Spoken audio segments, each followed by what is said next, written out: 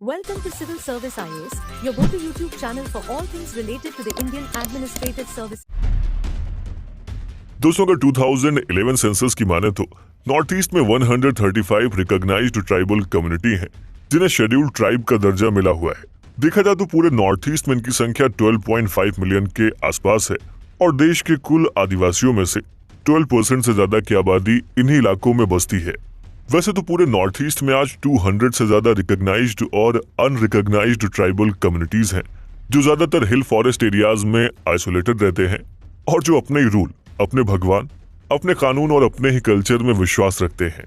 आपको बता दें कि नॉर्थ ईस्ट के कुछ इलाके ऐसे भी हैं जहां पर आज भी मेजॉरिटी पॉपुलेशन शेड्यूल्ड ट्राइब्स की ही है, जैसे कि मिजोरम, नागालैंड और अरुणाचल प्रदेश। दोस्तों नॉर्थ ईस्ट असल में वहां की ट्राइबल कम्युनिटीज की वजह से जाना जाता है, लेकिन शुरुआत से ही कम्युनिटीज न सिर्फ आपस में बल्कि एक साथ मिलकर भी भारत से अलग होने के एजेंडे के साथ वायलेंस और कॉन्फ्लिक्ट्स को बढ़ावा देती आई हैं। ऐसे में इस एजेंडे और कॉन्फ्लिक्ट्स को स्टेट वाइज समझने की कोशिश करते हैं और शुरुआत करते हैं मणिपुर से। दोस्तों मणिपुर 1949 में इंडिया का हिस्सा बना, जो 1956 में एक यूनियन टेरिटरी की तरह कंसीडर किया गया और 1972 में ये एक फुल फ्लेज्ड स्टेट बन गया, जिसे north eastern areas reorganisation act 1971 के तहत एक राज्य का दर्जा दिया गया। आज यहाँ पर करीब 35 छोटी बड़ी ट्राइबल कम्युनिटीज हैं, जिसमें 3 सबसे मेजर कम्युनिटीज यानी कि नागा, कुकी और मैतेई शामिल हैं और मणिपुर की बहुत सी ट्राइबल कम्युनिटीज को इन्हीं के अंदर कंसीडर किया जाता है। दोस्तों मैतेई यहाँ की मेजॉरिटी पॉपुलेशन है। देखा जाए तो इसमें भी 2 ग्रुप्स हैं, जिसमें पहले ग्रुप को मैतेई कहते हैं जो धर्म से हिंदू है और दूसरे ग्रुप को मैतेई पेगन्स कहा जाता है जो बेसिकली मुस्लिम्स होते हैं। दोस्तों मणिपुर की ट्राइबल कम्युनिटीज में नागा और कुकी हिल ट्राइबल हैं, जबकि मैतेई लोग वैली में रहते हैं। अगर आप मणिपुर की जियोग्राफी को देखेंगे तो यहाँ का ज्यादातर इलाका हिल एरिया है, जबकि वैली बहुत कम है। लेकिन उसके बावजूद मणिपुर की मेजॉरिटी ऑफ पॉपुलेशन वैली में ही रहती है, क्योंकि पहाड़ों पर रहने के लिए शेड्यूल्ड ट्राइब की लिस्ट में आना जरूरी होता है, जिस कैटेगरी में अभी तक सिर्फ नागा और कुकी कम्युनिटीज के लोग ही आते थे। दोस्तों आज जो मणिपुर के हालात हैं और जिस तरीके से ये राज्य जल रहा है, उसके पीछे यही शेड्यूल्ड ट्राइब कैटेगरी ही जिम्मेदार है। दरअसल ऐसा इसलिए है क्योंकि बीते दिनों मणिपुर में रहने वाले मैतेई कम्युनिटी को भी इसी शेड्यूल्ड ट्राइब कैटेगरी में शामिल किए जाने की बात की गई, जिसे वहां की माइनॉरिटी कुकी ट्राइब के लोगों को ये लगने लगा कि उनके इंटरेस्ट के खिलाफ है। दोस्तों मणिपुर की माइनॉरिटी ट्राइब्स को ये लगने लगा था कि मैतेई को शेड्यूल्ड ट्राइब का दर्जा मिलने के बाद अभी तक जो मैतेई लोग सिर्फ वैली की फर्टाइल लैंड पर कब्जा किए हुए थे, अब वो हिल एरियाज में भी दखल दे सकेंगे, जिससे कुकी कम्युनिटीज को नुकसान होगा। और इसी विवाद पर पूरा मणिपुर पिछले 2 महीनों से लगातार हिंसा की घटनाओं का गवाह बना हुआ है। लेकिन दोस्तों ऐसा भी नहीं है कि मणिपुर में ये पहली बार हो रहा है, बल्कि यहाँ पर अलग अलग कम्युनिटीज के बीच कई बार कॉन्फ्लिक्ट्स देखे गए हैं, जिसमें अगर कुछ बड़े कॉन्फ्लिक्ट्स पर नजर डालें तो सितंबर 1993 में नागाज और कुकीज के बीच का कॉन्फ्लिक्ट सबसे बड़ा एग्जाम्पल है। दरअसल कुकी भी मणिपुर की एक ऐसी ट्राइबल कम्युनिटी है जो म्यांमार से लेकर बांग्लादेश तक से लगने वाले हिल एरियाज में फैले हुए हैं, जबकि नागा ट्राइब के लोग मणिपुर में नहीं बल्कि नॉर्थ ईस्ट के बाकी हिस्सों में भी रहते हैं।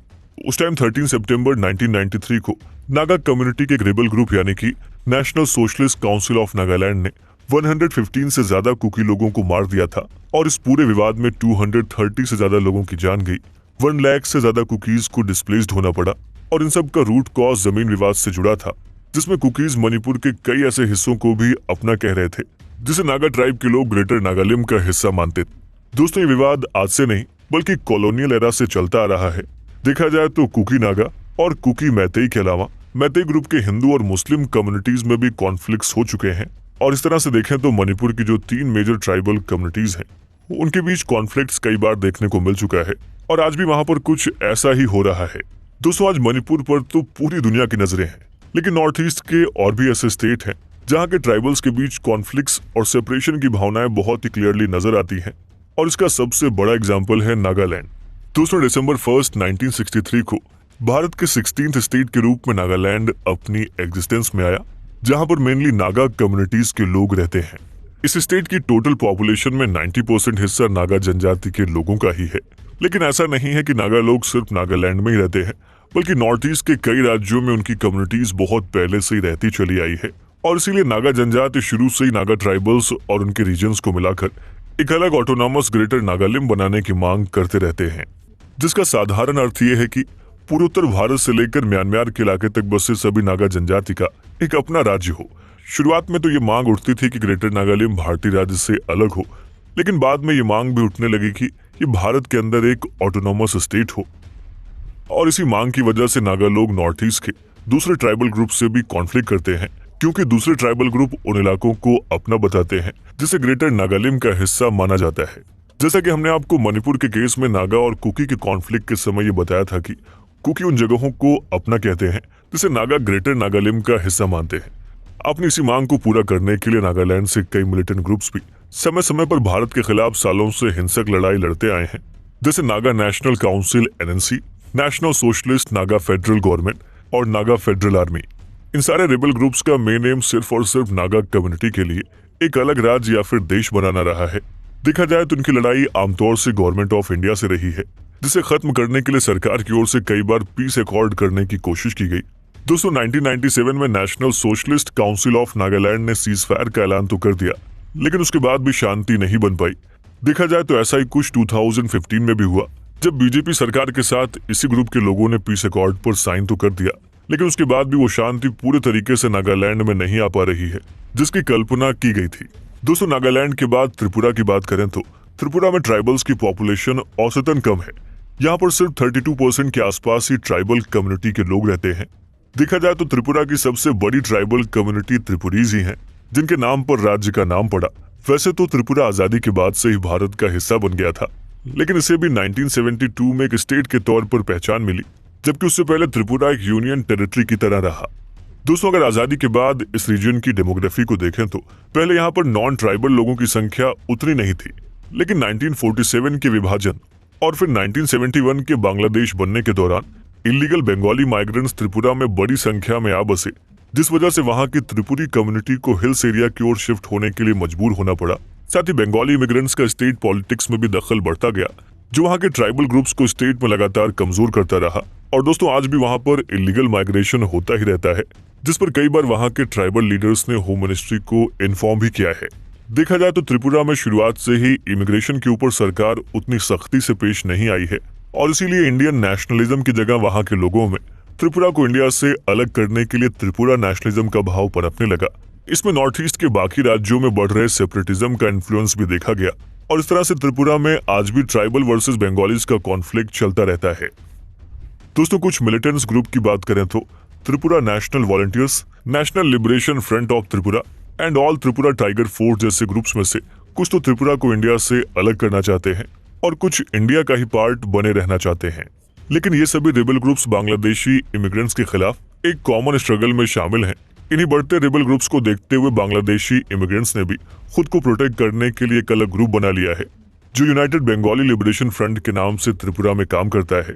देखा जाए तो दोनों तरफ के रेबल ग्रुप्स अक्सर छोटे छोटे मुद्दों पर भी आपस में वायलेंट एक्टिविटी में इन्वॉल्व रहते हैं, जिस वजह से त्रिपुरा एक कॉम्प्लेक्स कॉन्फ्लिक्ट में आज तक फंसा हुआ है। दोस्तों त्रिपुरा जैसे कुछ हालात मेघालय के भी हैं।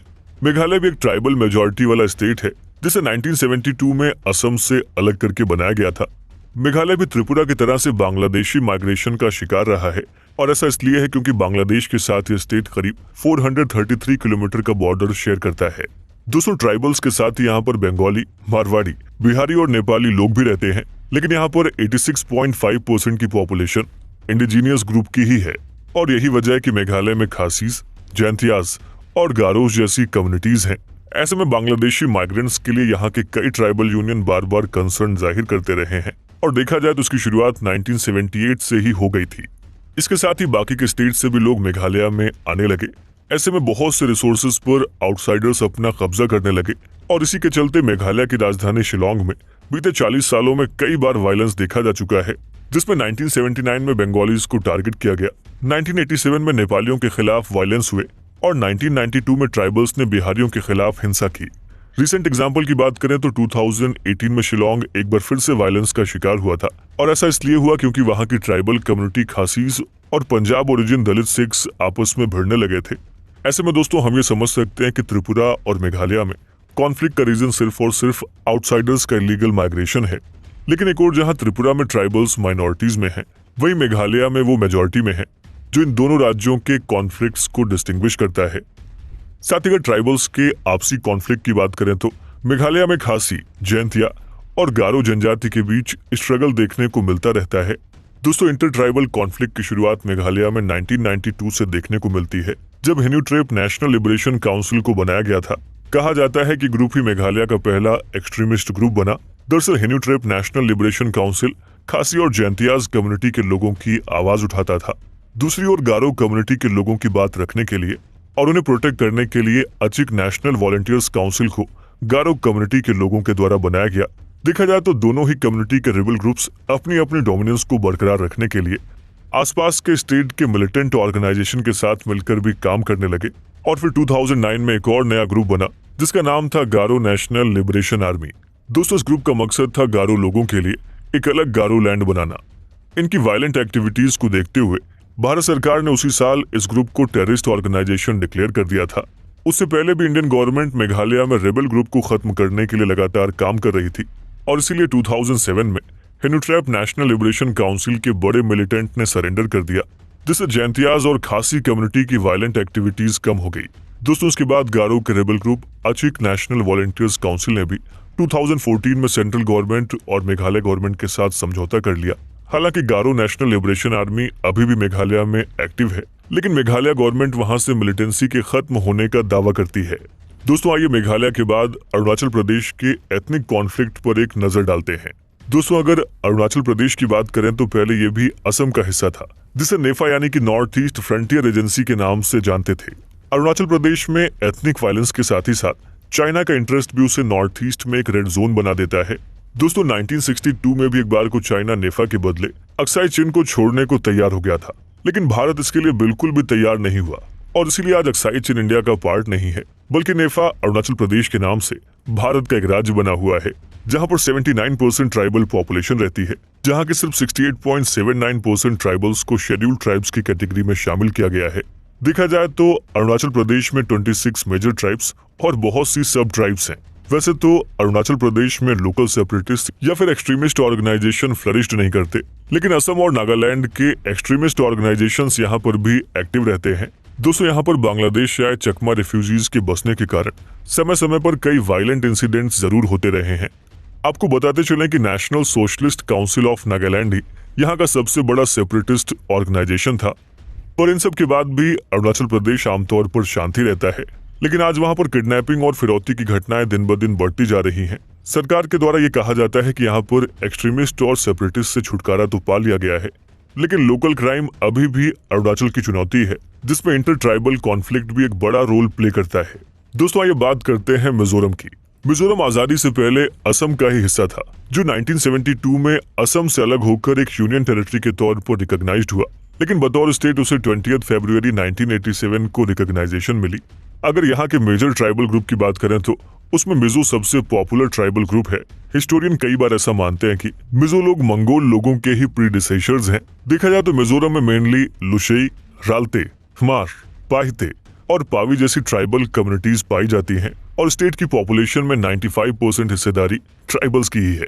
मिजोरम में एक्सट्रीमिज्म और कॉन्फ्लिक्ट्स की बात करें तो यहाँ पर इसकी शुरुआत 1955 से ही हो जाती है। देखा जाए तो 1955 में यहाँ पर मौतम फेमिन नाम का एक रिबेल ऑर्गेनाइजेशन बना। बाद में इसी का नाम मिजो नेशनल फेमिल फ्रंट हो गया और आगे चलकर इसे मिजो नेशनल फ्रंट के नाम से जाना गया। दूसरे संगठन भी नॉर्थ ईस्ट के बाकी ट्राइबल ग्रुप्स की तरह मिजो लोगों के लिए एक अलग देश की मांग कर रहा था और इसीलिए 1972 में मिजोरम को एक यूनियन टेरिटरी के रूप में अलग किया गया था, वो भी इस वादे के साथ कि जल्दी उसे एक ऑटोनॉमस स्टेट बना दिया जाएगा। देखा जाए तो अप्रैल 1986 में मिजो नेशनल फ्रंट और सेंट्रल गवर्नमेंट के बीच पीस एकॉर्ड साइन हो गया और 1987 में मिजोरम को एक स्टेट डिक्लेयर कर दिया गया। लेकिन दोस्तों 2000 में यहाँ पर एक बार फिर से कॉन्फ्लिक्ट शुरू हो गई, जिसका मेन रीजन था त्रिपुरा से ब्रू कम्युनिटी के लोगों का मिजोरम में आकर बस जाना। दरअसल त्रिपुरा में ट्राइबल कॉन्फ्लिक्ट के चलते ब्रू लोगों को वहां से माइग्रेट होने पर मजबूर होना पड़ा। उसके बाद ये लोग त्रिपुरा से माइग्रेट होकर मिजोरम में एंटर करने लगे और ऐसा इसलिए था क्योंकि मिजोरम में 1986 से शांति बनी हुई थी, इसीलिए मिजोरम उनके लिए एक बेहतर जगह थी।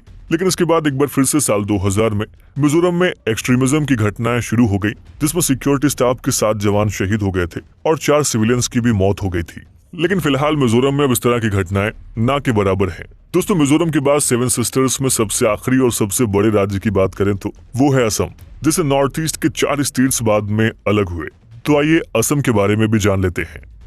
दोस्तों असम में विद्रोह की शुरुआत 1979 से हुई, जब यहाँ पर United liberation front of Assam यानी कि उल्फा बना। 1979 में ही ऑल स्टूडेंट्स असम यूनियन यानी कि आसू भी बना, जिसने असम में इलीगल इमिग्रेंट्स के खिलाफ प्रोटेस्ट शुरू कर दिया और 80s के दशक तक आते आते उल्फा सबसे बड़ा एक्सट्रीमिस्ट ऑर्गेनाइजेशन बन गया था और असम के ज्यादा से ज्यादा युवा इस ग्रुप में जुड़ने लगे थे। दोस्तों ये उल्फा ही था जो असम को एक अलग देश बनाने की डिमांड पर खड़ा हुआ था, जैसा कि नॉर्थ ईस्ट के बाकी स्टेट्स में भी उस वक्त देखने को मिल रहा था। और इसीलिए 1990 में सरकार ने उल्फा को एक टेररिस्ट ऑर्गेनाइजेशन मानते हुए उस पर बैन लगा दिया। लेकिन 1987 में ही all Bodo students union Bodo tribe के लिए एक अलग बोडोलैंड की मांग करने लगा। देखा जाए तो उसके बाद बोडो ट्राइब के कई एक्सट्रीमिस्ट ऑर्गेनाइजेशन बनते गए। उल्फा और बोडो के अलावा कार्बी और डिमासास ट्राइब ने भी अपने अपने ऑर्गेनाइजेशन बना लिए, जिसमें से कुछ ग्रुप्स की डिमांड थी कि असम को एक अलग देश बनाया जाए, वहीं कुछ सिर्फ अपने लिए और ज्यादा अधिकार यानी कि राइट्स की डिमांड कर रहे थे। दोस्तों पूरे 90s के दशक तक असम इन्हीं एक्सट्रीमिस्ट ऑर्गेनाइजेशन की वजह से वायलेंस की आग में जलता रहा। लेकिन 90s के बाद इन ऑर्गेनाइजेशंस के ऊपर सरकार और सिक्योरिटी फोर्सेस का एक्शन तेज हो गया, जिसका रिजल्ट ये हुआ कि बहुत से प्रोटेस्टर्स इंडिया छोड़कर बांग्लादेश चले गए, जबकि कुछ मारे गए और बहुतों ने सरेंडर कर दिया। साथ ही जो संगठन इसके बाद भी बचे रह गए, उनको शांत करने के लिए केंद्र सरकार और असम सरकार ने उनके साथ समझौता कर लिया। दोस्तों इस तरीके से देखें तो आज नॉर्थ ईस्ट के एक अशांत क्षेत्र होने के पीछे वहाँ की एथनिक डाइवर्सिटी एक बड़ा कारण है, लेकिन इन कॉन्फ्लिक्ट्स के अलावा कुछ और भी कारण हैं जो इस पूरे रीजन को अशांत बनाए हुए हैं। तो आइए एक नजर उस पर भी डाल लेते हैं। दोस्तों 2019 और 20 के बीच एंटी-सीए प्रोटेस्ट के दौरान असम और बांग्लादेश से सटे हुए बाकी के राज्यों में भी क्राइम देखने को मिला है। देखा जाए तो वैसे भी रीजन इलीगल इमिग्रेंट्स की वजह से क्रिमिनल एक्टिविटीज को फेस कर रहा है। साथ ही चाइना का अरुणाचल प्रदेश को अपना कहना और उसके कई गांवों को अपनी टेरिटरी में देखना भी नॉर्थ ईस्ट के एक बड़े हिस्से में टेंशन को क्रिएट करता है।